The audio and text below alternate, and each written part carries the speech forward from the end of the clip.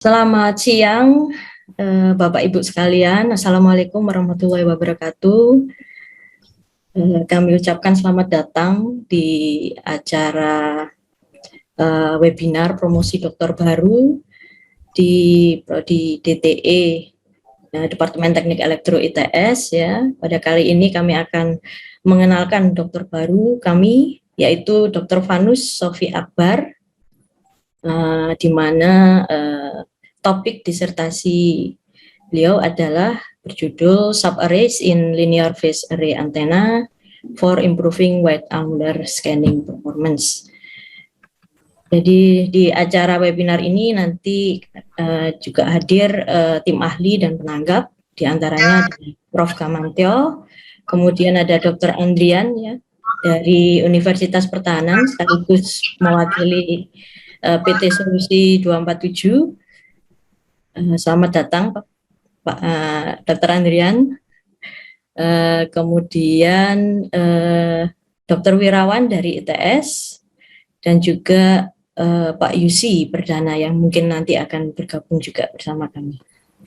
Oke, tanpa menyita banyak waktu, mungkin untuk mengawali acara ini kami persilahkan barangkali ada sambutan dari Kaprodi Pasca Departemen Teknik Elektro, yaitu Dr. Roni Mardianto, barangkali untuk memberikan sepatah dua patah kata untuk membuka webinar kali ini. Waktu dan tempat kami persilahkan Pak Roni. Baik, terima kasih Ibu Devi. Sebelumnya selamat siang, Assalamualaikum warahmatullahi wabarakatuh. Perkenalkan, nama saya Roni Mardianto selaku Kaprodi Pasca Sarjana Teknik Elektro ITS, mewakili Bapak Kepala Departemen. Yang kami hormati dari tim ahli Profesor Gamantio Hindrantoro, kemudian Bapak Dr. Andrian Andaya Lestari, kemudian Bapak Dr. Wirawan, dan Bapak Yusi Perdana Saputra. Yang kami hormati pula undangan khusus perwakilan dari PT Solusi 247, dari PT RTI, kemudian PT LEN, dari LAPAN, kemudian dari PPET LIPI, dari TNI AL Koarmatim Surabaya, dari perwakilan dari Institut Teknologi Telkom Surabaya, kemudian dari Balitbang Kemhan RI, kemudian dari TNI Angkatan Udara, kemudian dari Lab Telekomunikasi Radio dan Gelombang Mikro ITB, yang kami hormati dari Antena Propagasi dan Microwave Research Group Universitas Indonesia, kemudian yang kami hormati perwakilan dari Telkom University, kemudian ITTP dari Universitas Hasanuddin, Universitas Brawijaya dari UGM, dan yang kami hormati perwakilan dari STTAL, kemudian dari Universitas Pertahanan, kemudian dari Prodi Telekomunikasi PENS, Telekomunikasi Polinema, dan IEEE. Pada hari ini alhamdulillah diselenggarakan webinar promosi dokter baru dengan narasumber Dr. Vanus Sofi Akbar, dengan judul topik adalah Subarray in Linear Phase Array Antenna for Improving Wide Angular Scanning Performance. Semoga acara hari ini lancar atas nama Departemen Teknik Elektro. Kami semoga acara ini membawa manfaat bagi kita semua. Demikian sambutan dari kami mewakili Departemen Teknik Elektro. Terima kasih Ibu Devi. Saya kembalikan. Yes, terima kasih Pak Roni. Kemudian sambutan berikutnya dari perwakilan tim ahli kepada Pak Profesor Gamantio, monggo bisa disampaikan. Terima kasih. Baik, terima kasih Bu Devi selaku moderator. Selamat siang, Assalamualaikum warahmatullahi wabarakatuh. Terima kasih kepada yang terhormat Bapak Roni Mardianto tadi yang selaku Kaprodi Pasca Sarjana Teknik Elektro yang telah memberikan sambutan pembukaan mewakili Kepala Departemen Teknik Elektro ITS. Kemudian juga saya ucapkan terima kasih atas kehadiran para tim penanggap dan tim ahli. Di sini ada Bapak Andrian Andaya Lestari dari PT Solusi 247 dan juga dari Universitas Pertahanan. Kemudian Bapak Yusi Perdana Saputra, mohon maaf ini kalau saya salah menyebut, ini dari PT P2ET BRIN mestinya ya, karena LIPI sudah masuk ke BRIN mestinya, dan juga dari PT RTI. Ya. Kemudian Bapak Wirawan dari Elektro ITS, serta tentunya terima kasih kepada para undangan dan seluruh audiens yang sudah hadir di sini. Nah, seperti disampaikan, webinar ini mungkin sudah pernah disampaikan sebelumnya bahwa webinar ini sudah bukan lagi suatu ujian disertasi karena saudara Vanus Sofi Akbar sudah dinyatakan lulus sebagai doktor pada yudisium yang sudah lalu ya. Jadi pada bulan yang lalu. Nah, jadi tujuan acara ini adalah murni sebagai wadah untuk promosi dan dalam hal ini ada dua hal yang akan kita promosikan. Kita coba promosikan dalam webinar ini. Pertama, hasil riset Dr. Vanus mengenai pendekatan baru dalam desain antena phased array untuk electronic scanning radar. Permasalahan dalam electronic scanning phased array antara lain adalah pertama mungkin scan loss yang terjadi akibat directivity antena elemen yang menurun pada sudut scan yang lebar sehingga menyebabkan terjadinya scan loss pada sudut scan yang lebar. Yang kedua, side loop level yang berpotensi mengakibatkan terjadinya kekurang akuratan atau kesalahan deteksi arah target pada suatu radar, serta juga kebutuhan modul transmit receive yang makin besar seiring dengan bertambahnya jumlah elemen pada antena phased array. Nah, terobosan yang dilakukan Vanus adalah dengan memanfaatkan metode sparsing ya pada dense array sehingga mengurangi jumlah modul transmit receive yang dibutuhkan, namun sekaligus juga menyediakan ruang-ruang kosong dalam array, dalam phased array, yang kemudian nantinya akan dapat ditempati oleh sejumlah sub-array.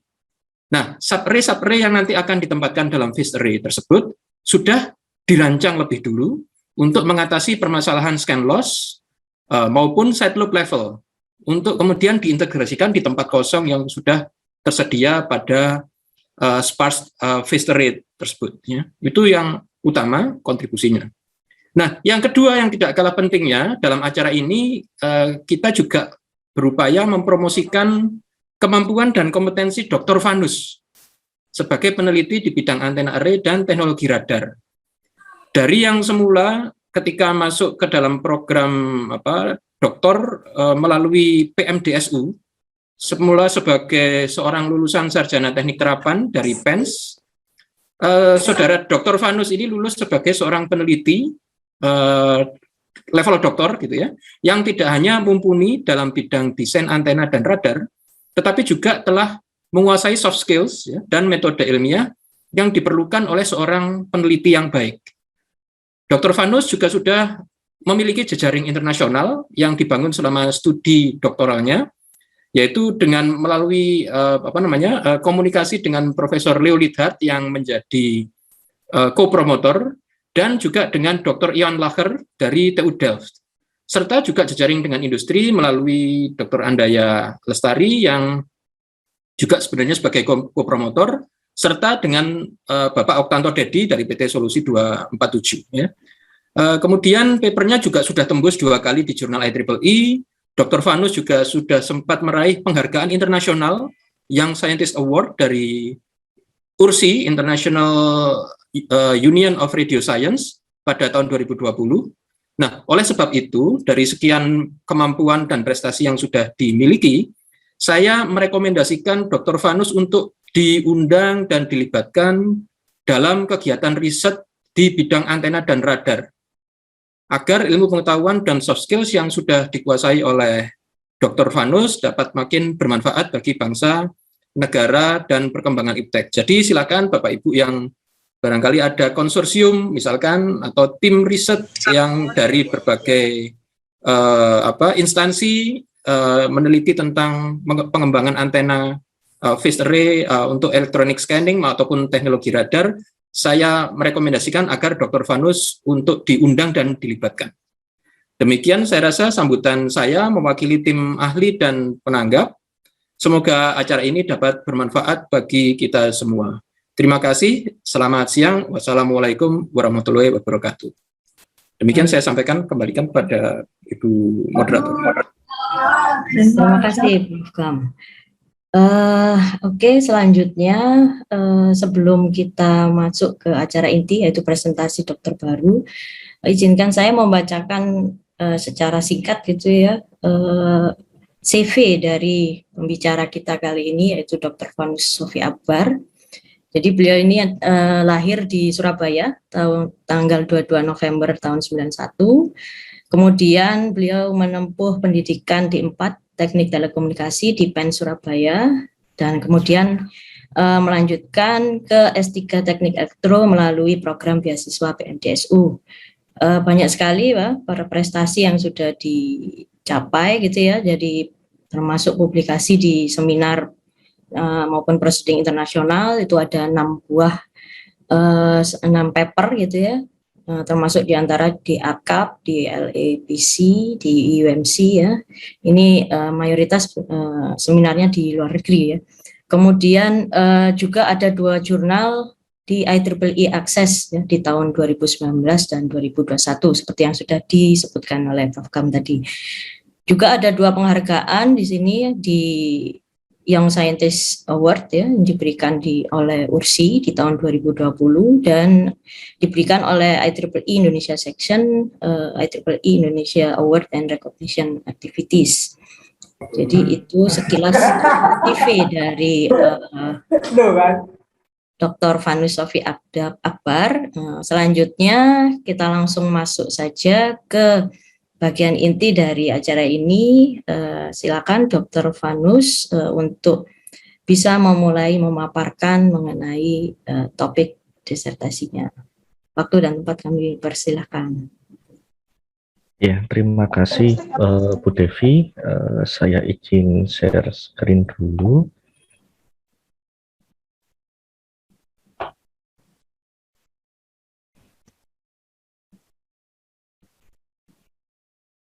Apakah sudah muncul? Ya. Sudah, Pak. Ya. Sudah. Ya. Oke. Assalamualaikum warahmatullahi wabarakatuh. Selamat siang kepada audiens di sini. Tadi terima kasih kepada Pak Roni sudah memberikan sambutan dan juga ada Prof. Kam juga memberikan sambutan dan CV sekilas dan undangan kepada para peneliti di luar untuk joint research dan pengembangan lebih lanjut. Kemudian terima kasih juga untuk Bu Devi sebagai MC dan moderator di sini dan juga tim ahli dan penanggap, ada Pak Andaya, ada Pak Wirawan dan ada Pak Yusi ya, yang telah menyempatkan waktunya untuk hadir di sini. Jadi di acara ini, di webinar promosi doktor saya akan mengangkat topik yaitu subrace in linear phase array antenna for improving wide angular scanning performance. Jadi topik ini sebenarnya adalah salah satu bagian yang diambil dari disertasi saya yang berjudul The Use of Subrace in Sparse Phase Array Antenna for Wide Angular Scanning Radar Application. Nah, untuk disertasi saya ini dibantu dan dibimbing oleh beberapa orang di tim promotor. Yang pertama adalah Prof. Kam yang tadi memberikan sambutan, kemudian ada Prof. Blithat dari TU Delft, dan yang ketiga adalah Pak Andaya yang juga sebagai tim ahli dan penangkap di sini. Ya, sekarang masuk ke background penelitian ya, di mana kebutuhan untuk radar modern saat ini, sebagai contoh adalah active electronically scanned array atau active phase array antenna, itu membutuhkan konfigurasi antena yang memiliki biaya yang rendah, low cost, dan mempunyai kemampuan untuk melakukan scanning ke sudut lebar. Nah, kebutuhan ini tentunya dapat dicapai dengan menggunakan antena phase array yang sudah kita tahu semua di sini ya. Di mana phase array sendiri memiliki keunggulan yaitu tanpa adanya sistem scanning yang menggunakan rotator atau ada mekanik ya, di mana phase array ini melakukan scanning dari katakanlah dari sudut broadside dari depan ke sudut tertentu itu dengan hanya merubah fase dari pencatuan tiap-tiap elemen antena, sehingga tidak perlu adanya rotator lagi untuk menggerakkan arah beam scanningnya. Kemudian yang kedua, keunggulan dari phase array adalah melakukan scanning dengan instan dan cepat, di mana ini untuk aplikasi tracking dan tracing target. Nah, karena tidak perlu rotator tadi, kalau radar konvensional di mana rotator dibutuhkan untuk menggerakkan antena, itu pasti butuh waktu untuk mencapai arah itu lagi dengan rotation per menitnya. Tetapi di phase array tidak butuh waktu yang lama, hanya sepersekian detik bahkan untuk melakukan kembali ke arah itu lagi, seperti itu. Namun di phase array tentunya selain ada keunggulan juga ada kondisi yang kontradiktif dengan apa yang kita inginkan. Yang pertama, biayanya mahal. Kenapa? Karena penggunaan modul transmit receive per elemen. Di sini kalau kita lihat di antena konfigurasi antena phase array konvensional, setiap elemen antena akan mempunyai satu TR modul, ya. Yang saya tahu bahkan satu TR modul, satu elemen itu butuh 20 juta. Ini mungkin nanti Pak Yusi bisa mengkonfirmasi di sini. Satu TR modul itu bisa sampai 20 juta rupiah. Bayangkan kalau kita punya 100 elemen, seberapa besar. Nah, solusinya adalah kita ingin mengurangi jumlah TR modul dengan cara menyusun full array tersebut, array ini menjadi beberapa sub-array.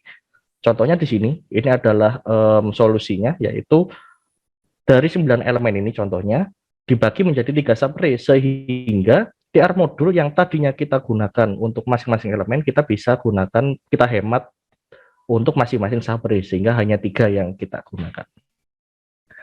Kondisi yang kontradiktif kedua adalah setup level yang tinggi ketika melakukan scanning ke sudut lebar, di mana hal ini terjadi karena jarak antar elemen yang digunakan di sini itu seragam seperti ini. Jadi jarak antar elemen standar yang biasanya digunakan oleh uniform array itu adalah setengah lambda ya.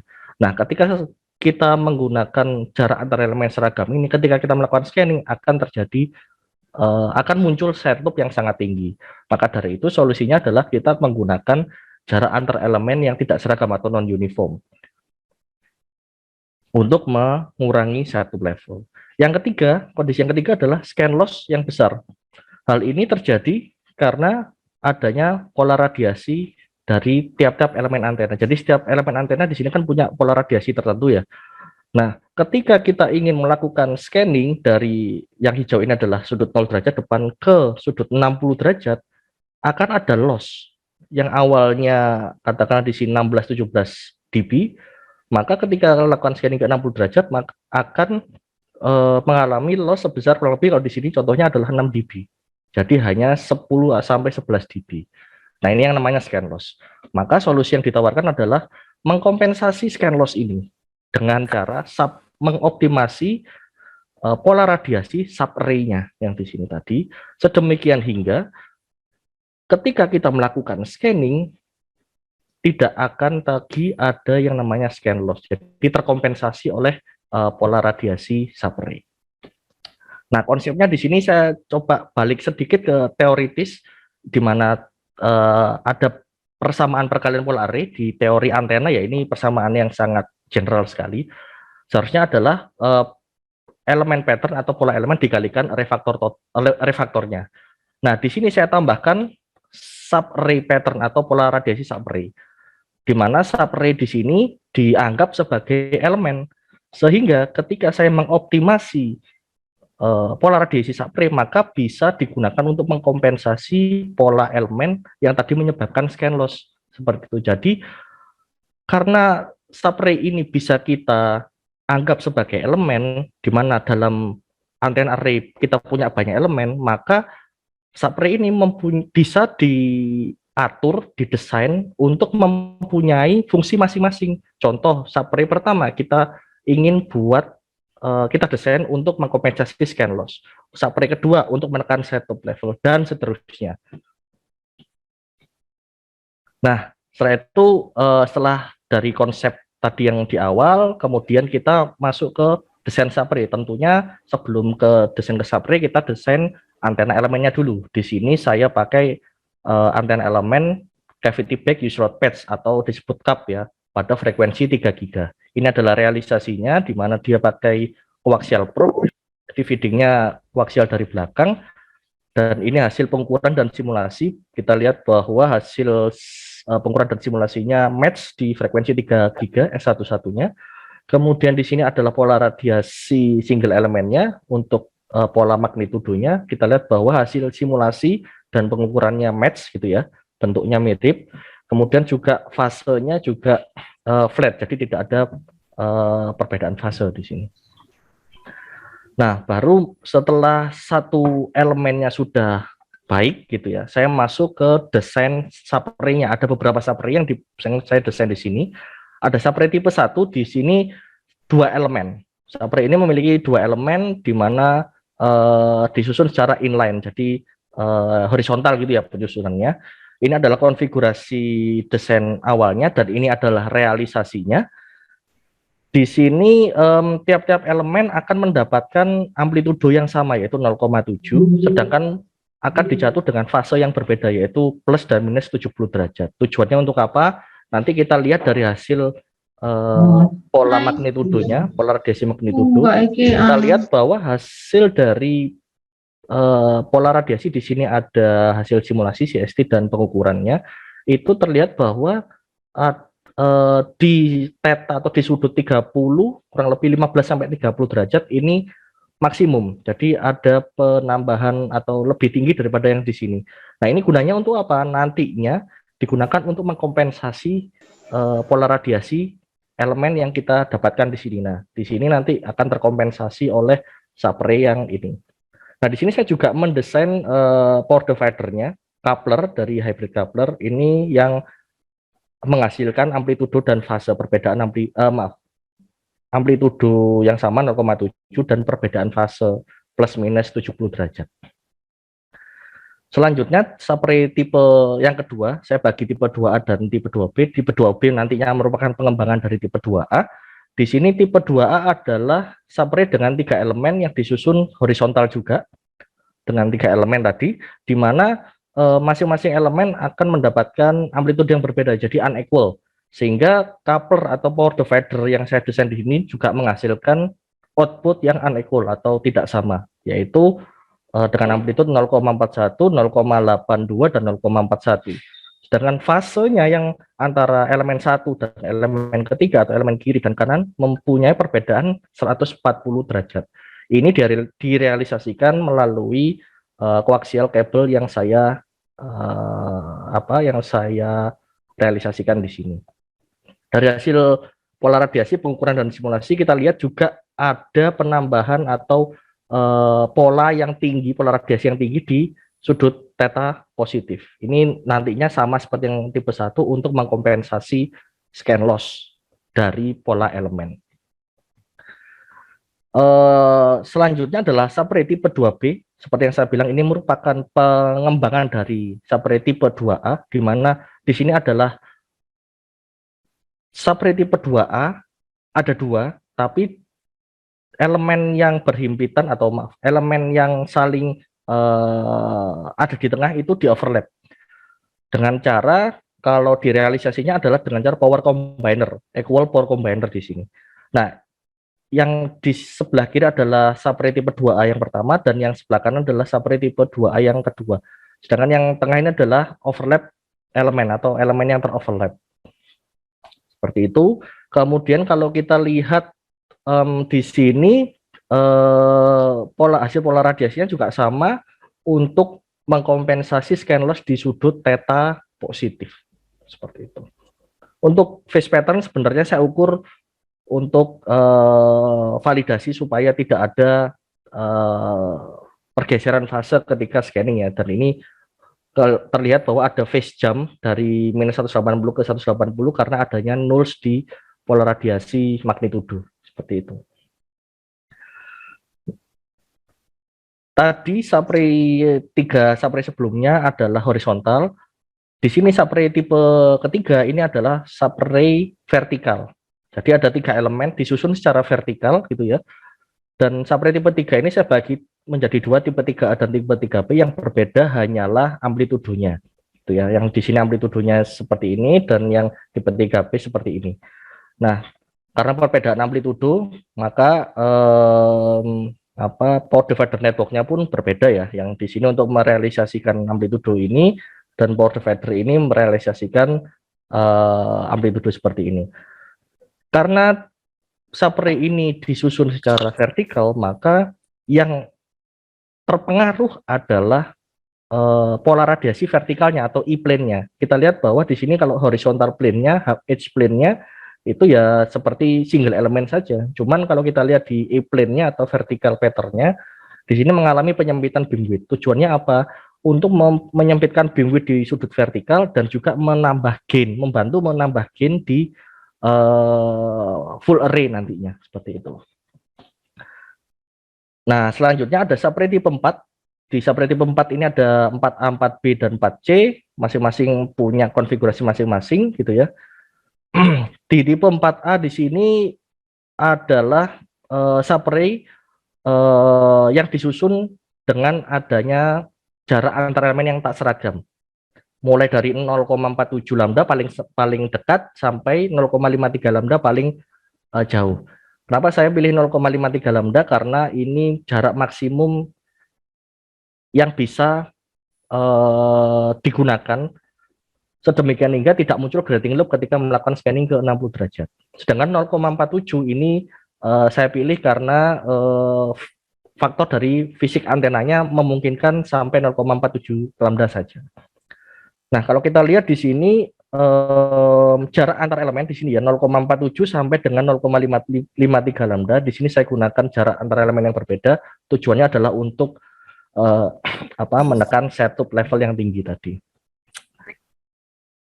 Dari hasil pola radiasinya ada 13 elemen saya gunakan di sini. Directive gain-nya adalah 17,1 dBi.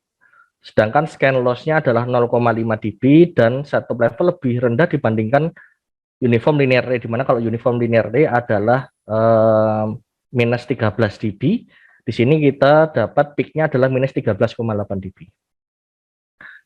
Untuk subray tipe 4B ya, di sini nantinya akan digunakan di sisi dari tipe 4A tadi dengan jumlah elemen yang lebih sedikit, ada 4 di sisi kiri dan 4 di sisi kanan. Tujuannya juga sama, untuk mengisi dari sisi tengahnya array gitu ya, untuk membantu menurunkan setup level dengan jarak yang berbeda juga, tidak seragam juga di sini 0,47 sampai dengan 0,53 lambda.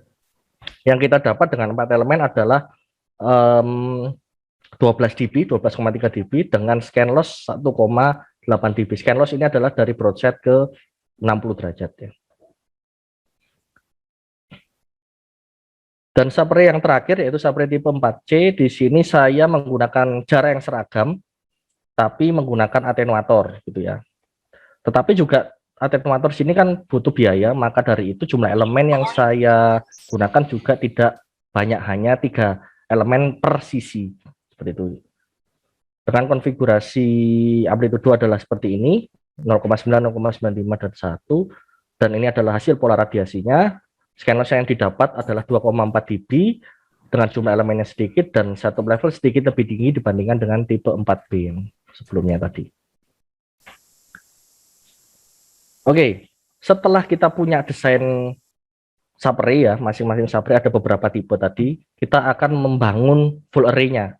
Nah, salah satu metode yang ada di disertasi saya adalah dengan step by step integration, yaitu membangun full array di mana integrasi subray-nya saya lakukan step by step gitu ya. Yang pertama yang dilakukan adalah membagi full array. Jadi kita tentukan dulu full array-nya. Di sini adalah linear array dengan 41 elemen. Dan saya definisikan menggunakan Taylor tapering minus 30 dB. Yang merah ini adalah distribusi amplitudo dari Taylor tapering minus 30 dB, Taylor amplitude tapering ya. Kemudian saya normalisasi amplitudo tersebut dengan maksimum 1,71 di sini maksimumnya. Setelah kita dapat yang merah di sini, Kemudian saya tentukan 4 level amplitudo yang mempunyai optimum fit terhadap distribusi Taylor tersebut. Jadi saya tentukan 4 level. Level pertama di sini sebagai sisi tengah. Ini level kedua, level ketiga, dan level keempat. Di mana level pertama akan diisi oleh subray tipe 4A kombinasi dengan tipe 3A. Level kedua adalah subray tipe 4B dikombinasi dengan tipe 3B. Kemudian level ketiga diisi dengan subray tipe 4C. Kemudian level keempat akan diisi oleh subray tipe 1 dan tipe 2A dan 2B, 2A dan atau 2B gitu ya. Oke, masuk ke step by step-nya. Step pertama ini adalah sisi tengahnya, center part-nya, di mana yang akan dilakukan adalah integrasi subray tipe 3A dengan tipe 4A. Di sini tipe 4A adalah yang biru dan tipe 3A adalah yang vertikal ya, yang sudah saya jelaskan tadi. Tipe 4A akan melakukan penggunaan jarak antar elemen yang tidak seragam. Yang kita dapatkan ketika melakukan scanning di sini 30 derajat dan 60 derajat, direktif gain-nya tinggi karena menggunakan subray tipe 3A. Karena subray tipe 3A membantu untuk menambah gain-nya tadi. Tapi masih ada scan loss. Kenapa? Karena belum ada subray yang saya gunakan untuk mengkompensasi scan loss, hanya untuk menurunkan set loop dan menambah gain tadi. Set loop level naik karena scanning. Jadi kalau kita lihat di sini 0, 30 dan 60 ada kenaikan set loop level. Dan untuk elevation pattern atau polarisasi vertikalnya sempit, bisa dilihat di sini karena adanya subray vertikal, yaitu subray tipe 3A. Step 2, saya mulai integrasikan sisi shouldernya atau pundaknya dari center part ini, yaitu integrasi tipe 3B dengan 4B. 4B-nya yang 7 sampai 10 dan 24 sampai 27, dan 3B adalah yang vertikal di sini. Yang saya dapat adalah di azimuth pattern-nya atau H-plane-nya mulai dari 0, 30 dan 60 di sini adalah directive gain-nya lebih tinggi dibandingkan yang sebelumnya. Jelas karena adanya penambahan elemen, yaitu subray tipe 3B di sini. Tapi masih ada scan loss, tentu saja masih ada karena belum ada subray untuk kompensasi scan loss. Setup level lebih rendah dibandingkan dengan step sebelumnya. Ya jelas karena adanya penambahan tapering oleh level 2 tadi ya, gitu, amplitude tapering di sini. Kemudian elevation pattern lebih sempit dibandingkan dengan step 1. Kalau kita lihat di sini elevation pattern-nya sudah tidak ada setup levelnya lagi dibandingkan dengan step 1 tadi.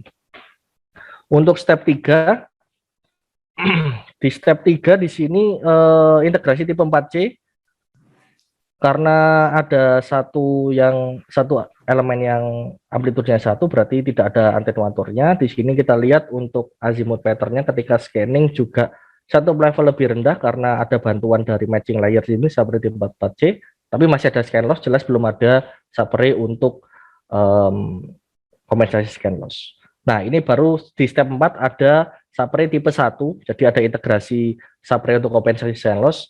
Bisa dilihat ketika scanning di sini directive gain-nya sedikit lebih tinggi, kemudian scan loss-nya lebih rendah dibandingkan dengan step sebelumnya karena adanya tipe subray tipe 1, dan satu level lebih rendah dibandingkan step sebelumnya.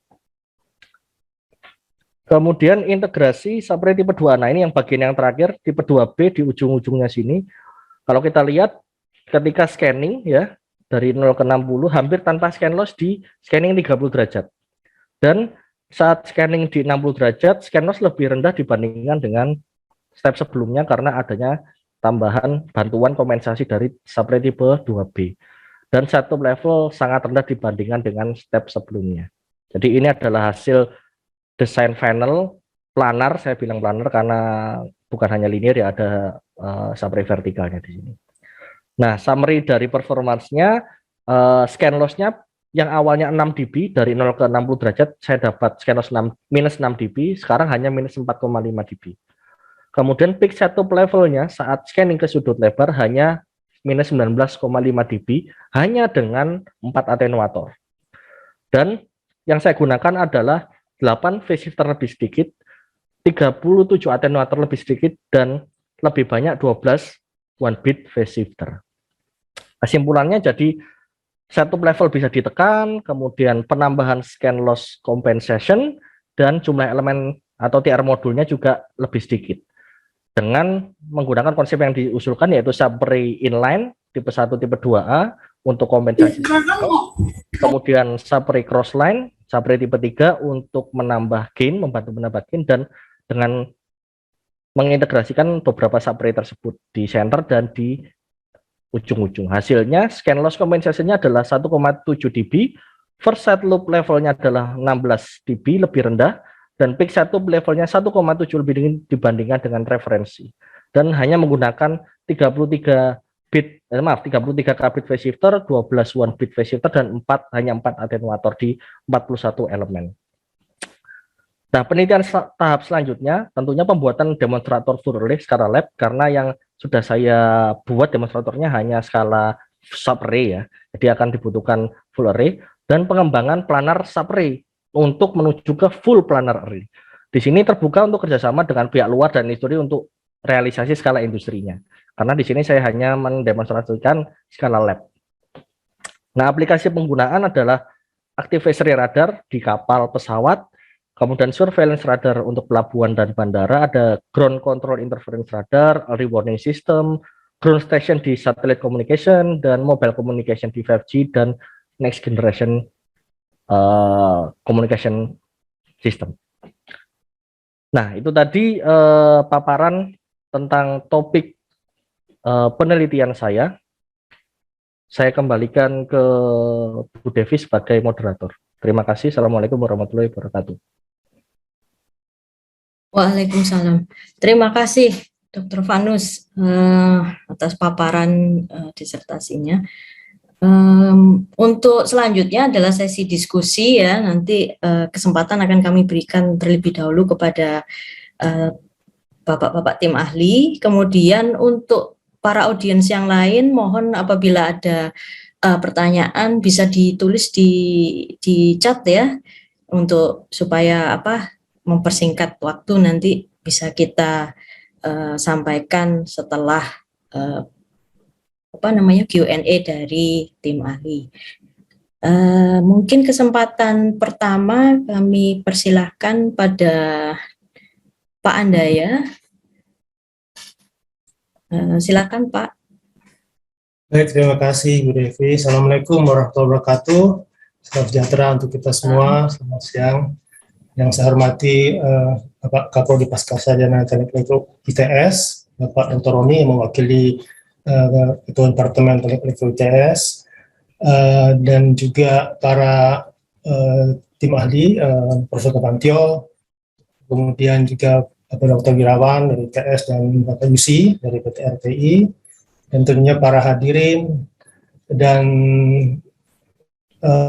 last but not least, dokter baru kita, Dr. Vanus Sofi Akbar. Pertama-tama saya ingin sekali lagi mengucapkan selamat kepada Anda atas selesainya program S3 Anda, sehingga Anda segera sudah menjadi seorang doktor, dan kita tunggu kontribusi Anda selanjutnya.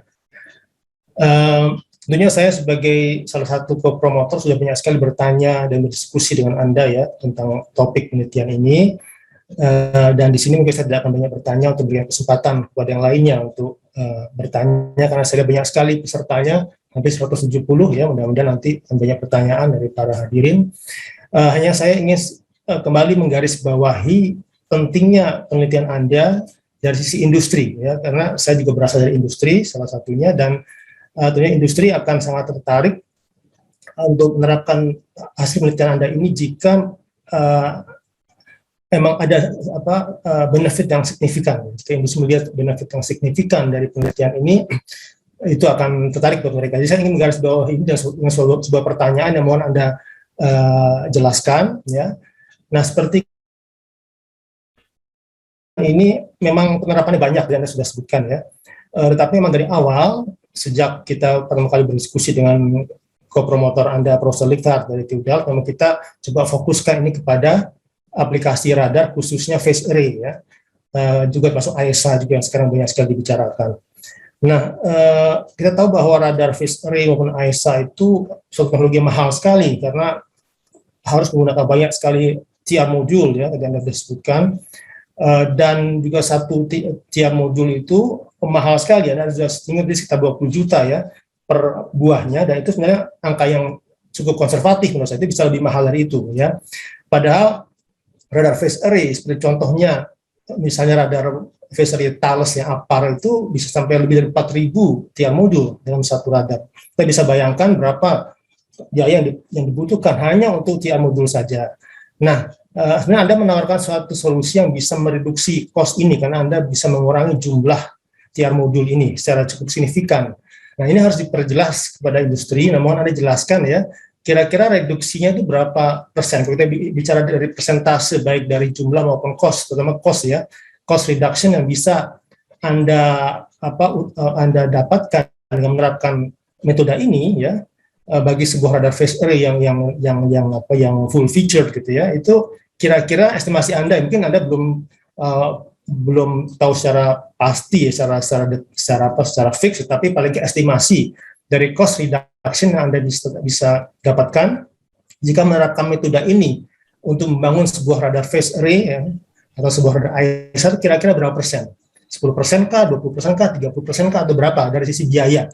Dan juga mungkin dari sisi jumlah komponen yang dibutuhkan dengan performance yang sebanding ya, dengan performance yang sebanding dengan radar yang full feature. Nah, kira-kira bagaimana? Ini akan sangat menarik buat industri jika Anda bisa paparkan, bisa jelas bahwa ini memang cukup signifikan angka ini. Nah, nanti industri seperti misalnya Pak Yusi dari industri itu akan sangat tertarik untuk menerapkan ini. Kedua, singkat saja pertanyaan non teknis ya, tadi Pak Gam sudah mengatakan untuk menawarkan Anda kepada industri akademik maupun mitra-mitra di Indonesia untuk melibatkan Anda dalam penelitian ya, untuk pengembangan khususnya radar. Nah, yang ingin saya tanyakan adalah terkait dengan penelitian Anda ini, apakah ada nantinya jika Anda nanti dilibatkan oleh suatu konsorsium katakanlah atau industri dalam suatu penelitian di bidang radar khususnya AESA, apakah akan ada kendala dari si haki atau copyright ya dari invensi Anda ini ya, karena kita tahu Anda banyak sekali dibimbing oleh Profesor Richard dari TU Delft. Apakah ada masukan-masukan dari beliau ini yang nanti juga harus diklarifikasi dulu hakinya sebelum bisa diterapkan sepenuhnya di sini? Ini mohon klarifikasi supaya teman-teman di industri terutama ya yang akan menerapkan ini menjadi jelas ya, dan bisa dapat gambaran dari sisi tersebut, karena ini penting sekali dan selalu menjadi kendala dalam penerapan suatu teknologi, terutama teknologi yang high tech seperti ini. Nah, demikian mungkin pertanyaan saya, Dr. Vanus. Ya, terima kasih atas kesempatannya. Saya kembalikan kepada Anda, silakan. Ya, Bu Devi mau izin langsung menanggapi mungkin ya, Bu Devi. Ya, silakan. Ya, terima kasih sebelumnya Pak Andaya atas pertanyaannya. Mungkin ada 2 poin penting yang saya tangkap dari apa yang Bapak tanggapi tadi. Yang pertama adalah berapa persen mungkin reduksi yang bisa didapatkan gitu, dan yang kedua adalah masalah haki ya. Oke, saya coba tanggapi yang pertama dulu, berapa persen reduksi elemennya. Jadi kalau dalam penelitian saya ini masih dengan konfigurasi linear array gitu ya. Nah, seperti yang saya sebutkan tadi di akhir slide saya, di penelitian tahap selanjutnya adalah menuju ke planar array, karena memang planar array yang banyak digunakan di dunia industri yang AESA dan sebagainya. Nah, yang saya bisa katakan untuk reduksi ini masih tahap linear array, Pak, karena data yang saya punya juga hanya sampai saat ini ya di linear array, yaitu kalau sesuai data saya adalah bisa sampai 20%. Kalau dari total 41 elemen tadi yang saya usulkan, saya bisa mereduksi sampai hanya 33 elemen, jadi sekitar bisa 20% gitu, 20% untuk di linear array. Untuk di planar array saya belum bisa memberikan angka pasti karena masih dalam pengembangan juga. Saya ini juga melanjutkan untuk di planar subarray untuk riset selanjutnya. Jadi semoga kurang lebih juga ada di angka itu gitu, Pak. Karena saya tahu juga penggunaan tiar modul dan harga tiar modul juga sangat signifikan di pembuatan radar AESA tadi. Semoga dari angka tersebut, dari angka 20% di linear array ini juga bisa berkembang nantinya di planar array. Gitu. Kemudian untuk masalah haki ini memang rencana saya dengan Prof. Gam juga itu memang akan mengajukan paten, Pak. Jadi untuk konsep kita ini dan desain ini juga untuk apa yang saya kerjakan dalam proses penulisan paten juga, pengajuan. Nantinya tentunya ada hal-hal itu yang butuh didiskusikan lebih lanjut masalah haki dan paten itu tadi, tentunya karena kita tahu Prof. Ligat juga yang dari TU Delft itu sangat concern sekali dengan hal ini, dan ini adalah hasil kerja kami di beberapa tahun terakhir. Tentunya nanti ada diskusi lebih lanjut untuk masalah haki ketika akan mengimplementasikan teknologi ini dalam pengembangan desain radar di Indonesia seperti itu. Tapi kalau dari saya ya sangat siap sekali membantu gitu, seperti itu. Jadi kalau dari saya seperti itu untuk Pak, respon dari tanggapan Pak Andrea. Baik, terima kasih Dr. Vanus. Ya Pak, terima kasih. Terima kasih. Untuk selanjutnya mungkin kesempatan untuk Dr. Wirawan memberikan tanggapan atau pertanyaan kepada Dr. Vanus. Ya, baik. Terima kasih Bu Devi. Ya, terima kasih Mas Vanus, Mas Dr. Vanus ya atas paparan presentasinya. Ya, kebetulan karena saya berkesempatan mengikuti kemajuan penelitian Anda sebagai salah satu penguji internal ya, saya sudah pernah terekspos dan juga dengan mempelajari hasil-hasil publikasi Anda tentang penelitian Anda. Nah, tapi di sini ada banyak yang hadir dan saya kira cukup sangat banyak sekali dibandingkan dengan kegiatan jenis, akan sangat bermanfaat. Mungkin dalam paparan Anda itu yang bisa Anda kaitkan lebih langsung dengan aplikasi yang Anda sebut di bagian akhir penelitian Anda sebagai list, untuk Anda kaitkan dengan desain dan hasil optimisasi Anda. Jadi misalkan Anda telah berhasil mendesain dan mengimplementasikan dan menguji, itu faktor yang sangat besar dalam penelitian, tidak hanya simulasi, tidak hanya teoretik saja. Misalkan Anda menghasilkan sejumlah desain apa yang sudah disebut tadi skenario atau skema tadi ya, 1, 2, 3, 4 dan sebagainya. Nah, oke, itu telah mencapai kondisi optimal. Oke, di awal Anda sudah menyebutkan keinginan untuk mengurangi jumlah elemen, menekan scan loss, menekan grating loop dan sebagainya. Nah, mungkin bisa Anda kaitkan dengan awal untuk suatu aplikasi radar tertentu. Oke, radar ada cukup banyak. Misalkan untuk surveillance, early warning, meteorologi, navigasi, tracking, dan seterusnya. Kita ingin misalkan berkas yang broadside atau pencil beam, misalkan begitu.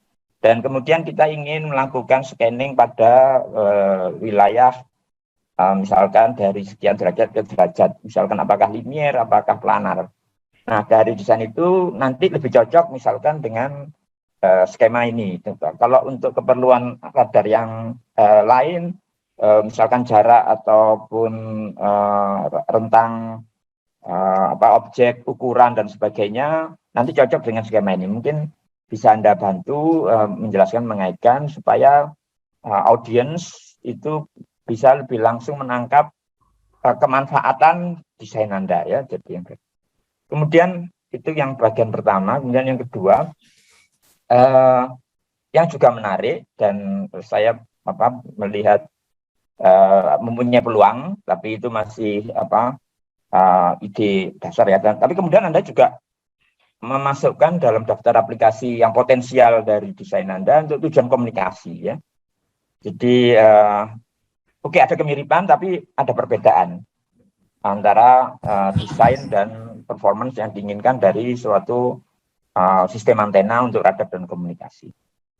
Nah, mungkin juga Anda bisa sedikit mengelaborasi gimana nanti bisa bermanfaat untuk perubahan, untuk perlu dimodifikasi aspek apa saja. Dan kemudian mungkin saya juga bisa sedikit memberi gambaran kalau mungkin Anda juga sudah pernah sempat menjumpai bahwa salah satu teknologi yang nanti dianggap merupakan faktor utama dari sistem komunikasi generasi 6, 6G, yaitu adalah yang disebut sebagai intelligent service, ya. Jadi intelligent service ini bisa reflektif, bisa transmisi, dan itu komponennya tidak persis sama dengan sistem radio antena array yang Anda tekuni, tapi ada kemiripan. Nanti itu ada sistem pemancar, kemudian ada satu permukaan yang bisa kita program, ya, untuk mengiluminasi misalkan user-user atau node yang berada dalam jaringan itu yang mungkin bergerak dan bermacam-macam. Nah itu saya masih punya gambaran yang general gitu, belum fokus. Mungkin bisa Anda mengomentari di sini kalau sempat juga melakukan kajian, karena yang tadi ditekankan oleh Prof. bukan ujian ini, jadi kita lihat pengembangan yang akan datang. Dan ini juga mungkin bisa menginspirasi para hadirin yang mengikuti webinar ini. Oke, terima kasih. Silakan. Ya, terima kasih Pak Wirawan atas tanggapannya. Jadi seperti tadi Pak Andaya, di sini ada 2 poin juga yang saya tangkap. Jadi bagaimana sistem aplikasinya langsung dari aplikasi yang saya jelaskan tadi di akhir slide. Dan yang kedua adalah elaborasi terhadap sistem next generation sistem komunikasi gitu ya. Dimana phase array ini bagaimana hubungannya dengan sistem komunikasi. Mungkin yang pertama saya respon, jadi kalau yang paling dekat Pak untuk aplikasi yang bisa langsung teraplikasikan adalah surveillance. Karena apa? Surveillance di sini kan katakanlah di bandara ataupun di pelabuhan. Di bandara, kalau di bandara lebih ke arah pesawat ya, di udara itu butuh bentuk polarisasi fan beam. Jadi fan beam adalah pancarannya sempit di sisi horizontal dan lebar di sisi vertikal. Nah, ini cocok sekali dengan apa yang saya desain di sini, di mana desain saya adalah semi planar tapi lebih ke arah linear gitu ya. Sehingga di pola radiasi horizontal itu dia sempit, tapi di pola radiasi vertikalnya, di elevation pattern-nya itu membentuk fan, tapi tidak juga terlalu lebar juga, tapi juga agak sempit karena ada bantuan dari vertical subarray tadi. Nah, kalau seperti ini tentunya desain saya ini sangat cocok sekali ya tadi di surveillance radar ini gitu Pak. Nah, yang kedua mungkin di aplikasi komunikasi next generation, saya tahu yang saat ini di 5G juga salah satu teknologi yang dipakai adalah phase array, di mana phase array ini digunakan untuk mengarahkan beam dari antena base station-nya untuk menuju atau mengiluminasi atau mengcover area yang memang trafficnya lebih tinggi gitu. Nah, di sini yang mungkin saya garis bawahi, di mana perlu adanya satu konsep lagi yaitu smart antenna mungkin ya. Jadi nantinya di aplikasi sistem komunikasi ini dengan adanya smart antenna kita tahu di daerah mana area-area yang mempunyai traffic yang sangat tinggi, sedemikian hingga antena phase array yang saya desain ini bisa diarahkan ke situ Pak. Diarahkan diiluminasi ke area-area yang mempunyai traffic atau mempunyai user yang banyak gitu, sehingga karena gainnya tinggi dengan pengarahan tadi, sehingga kualitas layanannya juga lebih baik gitu. Tapi itu tadi, kalau menurut saya butuh adanya satu konsep lagi yaitu smart antenna supaya bisa mendeteksi. Kita butuh mendeteksi di mana yang area-area yang dibutuhkan kualitas yang lebih baik seperti itu. Itu mungkin Pak, kalau tanggapan dari saya untuk Pak Wirawan. Terima kasih. Ya, terima kasih. Untuk selanjutnya dari tim ahli Pak Yusi. Pak Yusi mana ya? Siap, saya Bu. Ya. Monggo Pak Yusi. Siap, terima kasih Ibu. Salam Pak Andrian, apa kabar? Kalau ke Kemhan selalu pasti kalau membahas radar pasti orang-orang Kemhan ngomongnya Pak Andrian jago radar, pasti ke Pak Andrian lari. Kemudian salam Pak Wirawan, kemudian juga Pak Roni. Izin saya menanggapi ya. Jadi memang apa yang dikerjakan oleh Pak Panus ini sangat ibaratnya dikatakan tuh untuk kondisi sekarang tuh sangat in ya, maksudnya di teknologi phase array itu. Selain tadi untuk radar dan juga untuk telco juga sangat kepake ya di 5G. Nah, berhubungan dengan radar ya, kebetulan kalau sekarang kan kami sedang mengerjakan GCI ya, dan di mana salah satunya kita menggunakan teknologi phase array, tetapi untuk radarnya masih rotating ya, kecuali untuk yang beam vertikalnya itu baru menggunakan pengaturan fasa terhadap beamnya. Nah, mungkin saya bertanya sedikit agak teknis, Mas, mengenai pemilihan metode kenapa menggunakan Taylor itu gitu. Kenapa nggak pakai Chebyshev kah atau polinomial kah? Nah, kenapa nyobanya pakai Taylor? Nah, kemudian kalau misalkan diperbanyak kondisi phase array-nya, misalkan kita ingin mengejar yang kondisi pencil beam itu mendekati 1 derajat misalkan untuk main beam utamanya baik vertikal maupun horizontalnya, nah itu kira-kira dibutuhkan seberapa banyak array-nya baik vertikal maupun horizontalnya. Kemudian juga kalau dalam kondisi high power itu kan pakai Roger ya Mas. Nah, kalau misalkan pakai Roger Droid itu tipe apa, untuk penggunaan high power bagaimana, termasuk dalam kondisi distribusinya itu loh. Biasa kan selama ini kalau sepengetahuan saya ketika menggunakan substrat yang agak kurang bagus itu ada redaman di distribusinya, sehingga ketika power pancar maksimum keluar itu tidak sesuai dengan ERP yang kita inginkan seperti itu. Nah, mungkin itu sih tanggapan dari saya dan pertanyaan dari saya. Terima kasih. Assalamualaikum warahmatullahi wabarakatuh. Waalaikumsalam warahmatullahi wabarakatuh. Terima kasih Pak Yusi, pertanyaannya sangat industri sekali. Ya, ada 3 poin ya di sini. Yang pertama, kenapa Taylor? Kemudian untuk merealisasikan pensil beam di vertikal dan horizontal butuh berapa elemen, dan yang ketiga penggunaan material substrat ya Rogers itu untuk high power seperti apa. Nah ya, oke, yang pertama mungkin saya jawab dulu untuk yang Taylor ya Pak. Kenapa saya pilih Taylor? Sebenarnya bisa di konsep saya ini bisa apapun. Jadi ini hanya salah satu contoh saja gitu. Bisa Chebyshev, Hamming, Henning dan lain-lain. Jadi ini salah satu contoh. Jadi konsep saya sebenarnya bisa custom.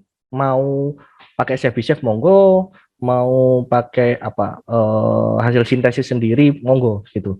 Jadi ini salah satu keunggulan juga dari apa yang saya usulkan di sini, bisa custom seperti itu. Jadi yang step by step tadi, begitu juga dengan tipe subarray itu juga tidak terpaku hanya apa yang saya jelaskan tadi, di mana subarray tipe 1 memiliki nilai amplitudo dan fase sekian dan sebagainya. Itu hanya nilai yang saya inputkan untuk menganalisa gitu. Jadi sebenarnya lebih general gitu, bisa digunakan untuk aplikasi apapun, butuh sintesis dan analisis lebih lanjut untuk aplikasi-aplikasi tertentu gitu.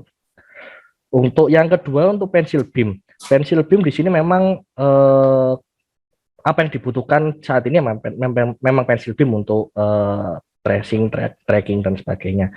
Memang sampai saat ini, sampai diselesaikannya disertasi ini memang hanya sampai linear array Pak gitu ya. Dan pensil beamnya hanya bisa terrealisasi di horizontal patternnya. Nah, nantinya memang untuk di vertikal di pola vertikalnya itu butuh realisasi di plan array. Nah, ini masih dalam pengembangan lebih lanjut. Tapi untuk beberapa elemennya ya 100 elemen katakanlah itu bisa juga untuk merealisasikan pensil beam tadi gitu ya, 100 kali 100 seperti itu. Nah, untuk balik lagi ke pertanyaannya Pak Andai di awal, berapa persen reduksinya, nah itu yang belum, untuk plan array belum bisa saya jawab sampai saat ini karena masih dalam penelitian dan pengembangan gitu. Kemudian penggunaan material substrat ya, yang saya gunakan di sini adalah Rogers R04003C. Kenapa saya pakai ini? Yang pertama alasannya karena ini adalah demonstratornya skala lab. Yang pertama adalah biaya. Jadi memang R04003C ini kan relatif murah dibandingkan dengan Duroid yang 5880 dan sebagainya. Betul. Tapi juga ada kelemahannya juga, yaitu loss dan sebagainya itu lebih besar, gitu ya. Nah, itu juga sebagai alasan kenapa saya pilih di S-band gitu. Juga teknologinya juga lebih murah, terus pengujiannya juga lebih realistis karena di skala lab juga banyak yang saat ini hanya S-band itu masih bisa di cover seperti itu. Nah, saya rasa untuk aplikasi di high power tentunya ini yang butuh kelemahan saya, bukan kelemahan saya, yang sampai saat ini belum terrealisasikan adalah diskusi detail lebih tentang aplikasi ke industrinya seperti itu. Jadi seperti contoh di high power ini ya, di high power butuh Rogers, Duroid dan sebagainya, memang sudah ada diskusi, sempat ada diskusi dengan Pak Andaya, dengan Pak Dedi dari Solusi, cuman sampai detail mendalam membahas substrat dan aplikasinya belum sampai ke sana seperti itu. Jadi mungkin dengan adanya forum ini saya harap ada kolaborasi lebih lanjut gitu, bisa dari PT RTI dan sebagian dari BRIN mungkin seperti itu, LAPAN juga yang bisa menggunakan konsep. Jadi intinya di sini yang saya presentasikan adalah konsep teknologinya, bukan demonstrator, hanya validator saja seperti itu. Begitu Pak Yosi. Siap, terima kasih Mas Panus. Jadi mungkin sedikit menambahkan, Bapak, memang seharusnya acara seperti ini tuh sering diadakan gitu. Jadi dari kemampuan di universitas seperti apa, ketika kan saya lihat karena selama ini tuh di industri dan universitas tuh ada gap gitu. Kebutuhan industri apa yang disediakan universitas itu apa gitu, sehingga tidak terjalin hubungan erat antara universitas dan industri, dan juga tidak banyak konsorsium antara ABG itu tidak jalan gitu. Jadi kebutuhan di universitasnya juga sampai di mana, di industrinya juga sampai di mana. Terima kasih. Setuju Pak Yusi. Ya, terima kasih. Kembali Bu. Ya, terima kasih Pak Yusi. Selanjutnya mungkin ini ada request dari Pak Yuyu Wahyu dari LIPI. Monggo Pak, disampaikan. Pertanyaannya panjang sekali, katanya tidak bisa ditulis. Bismillahirrahmanirrahim. Assalamualaikum warahmatullahi wabarakatuh. Waalaikumsalam. Devi ya. Iya Pak.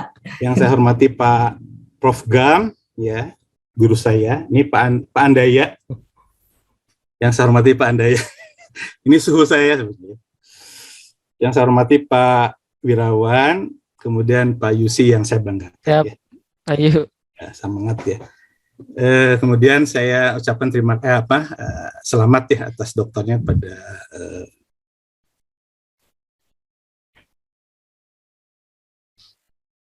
Dr. Ruspi.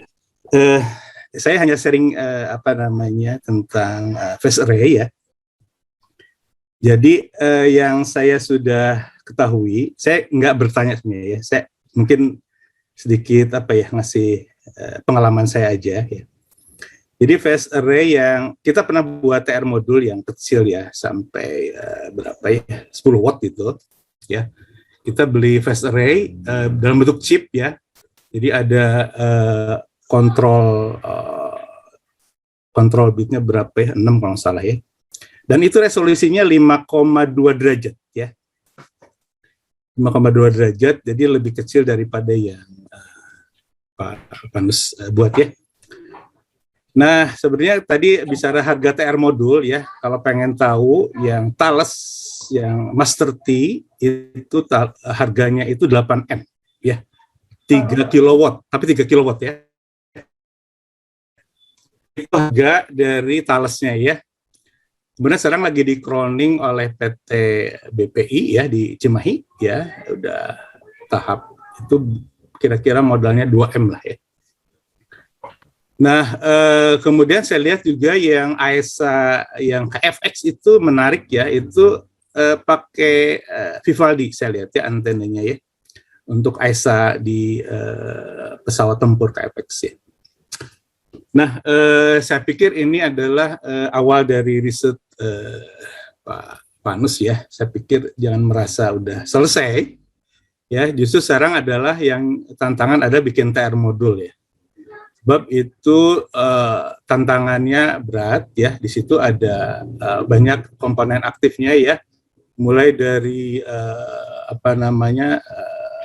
sirkulator, kemudian ada power amplifier, ada limiter, ada low LNA ya, ada phase shifternya, ada controllernya ya. Dan saya pikir yang untuk sistem phase array antena sekarang ini, di sini tantangannya di TR modul ya, dan saya pikir belum ada yang buat ya, kecuali BTBP itu ya cloning ya.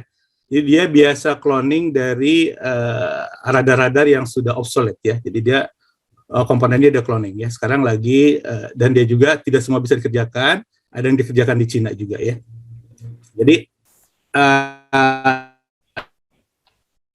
itu wawasan yang saya ketahui ya. Dan saya pikir ini tantangan ke depan ya untuk membuat itu. Saya pikir semua yang, tapi kalau di radar itu kan dia pakai slot waveguide ya antenanya. Jadi yang vertikalnya aja dia sampai bisa 10 beam, 12 beam ya, bisa terpisah gitu. Kemudian single beamnya juga bisa. Kemudian yang horizontalnya dia bisa sampai 0,4 derajat ya, untuk beamnya. Jadi sangat ini. Jadi saya pikir nanti tinggal difikirkan. Tapi yang jelas saya belum menemukan di radar itu pakai microstrip ya. Microstrip tapi mungkin dalam bentuk chip ya. Dan itu sudah sangat resolusinya lumayan ya, 5, sekian derajat ya. Dan saya pikir yang scanningnya belum dibuat ya. Sistem scanningnya udah dibuat belum? Nyekannya udah ya, udah dibuat ya. Ya sistemnya untuk scanningnya saya post processing aja ya, manual gitu. Ya mungkin itu aja sekedar wawasan dan bagi-bagi informasi lah ya.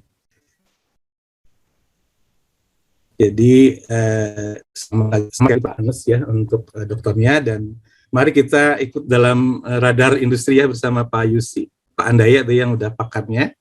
Kita bikin phase array, radar atau yang lainnya juga. Terima kasih. Assalamualaikum warahmatullahi wabarakatuh. Waalaikumsalam. Terima kasih Prof. Yuyu atas sharingnya dan masukannya. Untuk selanjutnya mungkin saya ambil dari chat room ya. Ada pertanyaan dari Pak Muhin. Apa alasan menggunakan Taylor dibandingkan tapering method yang lain? Lalu bagaimana penentuan amplitude dan fase dari subarray-nya? Silakan Anus. Oke, ya terima kasih Mas Muhin ya, ini juga alumni TS sebenarnya. Sekarang di Singapura kalau tidak salah. Oke, jadi yang pertama alasan penggunaan Taylor tapering sebenarnya sudah saya jelaskan tadi di pertanyaannya ke Pak Yusi. Jadi memang sebenarnya hanya salah satu contoh saja di sini. Bisa chef, bisa hemming, Henning dan sebagainya juga bisa digunakan. Jadi konsep yang saya usulkan di sini general gitu. Tapi kenapa Taylor ya? Salah satu metode yang umum itu ya Taylor yang selama ini yang banyak digunakan di buku-buku, di literatur, dan banyak di mana paper-paper gitu ya. Jadi ya saya ambil dari situ saja. Kemudian yang kedua bagaimana proses penentuan amplitude dan fase dari subarray? Ya, pertanyaan bagus di sini karena di presentasi saya hanya langsung menjelaskan angka-angka saja di situ. Jadi memang sebelum saya mendapatkan angka-angka amplitudo dan fase tersebut, sudah saya lakukan optimasi gitu. Optimasi yang saya lakukan adalah berdasarkan dari kebutuhan yang saya perlukan, yaitu untuk scanning ke sudut 60 derajat. Jadi optimasi fase dan amplitudo tersebut hanya untuk aplikasi saya, tapi sebenarnya konsepnya itu bisa juga diambil dan diaplikasikan untuk keperluan lain, misal scanning sampai ke 80 derajat bisa juga, dan butuh optimasi lagi seperti itu. Dan pastinya akan mendapatkan nilai amplitudo dan fase yang berbeda dari apa yang saya dapatkan di sini. Jadi intinya yaitu tadi, konsep yang saya usulkan di sini adalah bisa digunakan secara umum, general seperti itu. Itu mungkin Bu Devi. Ya. Ya, mungkin satu pertanyaan terakhir ya. Dari Pak Irfan ini, bisa enggak diceritakan kisah pengalaman validasi eksperimental yang didapatkan dari paper itu, kan hasil eksperimental sudah mendekati simulasi, namun apakah sempat sebelumnya itu ada perbedaan jauh, apakah perlu ada iterasi untuk pembuatan antena ataupun penyempurnaan setup eksperimen hingga diperoleh hasil yang diharapkan. Oke. Bisa diceritakan, Pak Nus? Iya, terima kasih itu pertanyaannya. Seru ya, itu pengalaman seru sebenarnya, salah satu pengalaman berharga yang saya dapatkan ketika studi S3 ini. Jadi saya sudah mungkin ada 2 chamber di Indonesia, anechoic chamber ya, untuk setup pengukuran antena di Indonesia yang sudah saya coba. Yang pertama di UI dan yang kedua ada di Universitas Hasanuddin. Nah, memang setup pengukuran antena itu agak tricky ya, karena memang butuh ketelitian yang sangat tinggi gitu, sehingga hasil yang didapat pun juga tidak 100% sempurna gitu. Nah, bagaimana trik saya ya, sebelum saya berangkat tentunya saya lakukan pengukuran setup sederhana dulu di lab di ITS itu, karena memang ITS belum ada fasilitas anechoic chamber, maka saya hanya lakukan di lapangan gitu. Jadi seperti apa setup sebenarnya yang di anechoic chamber, cuman ya di outdoor gitu.